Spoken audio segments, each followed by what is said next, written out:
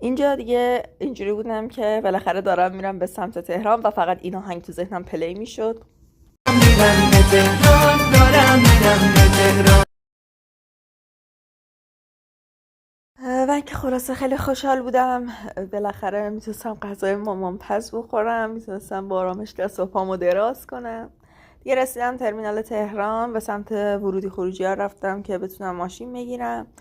یه تاکسی گرفتم برم به سمت خونه و اون لحظه که آدم در خونه رو باز میکنه اینجوریه که بالاخره رسیدم و خیلی هیجان زده بودم و اون لحظه که میخوابی رو تختت دیگه بی نظیر ترین لحظه دنیاست.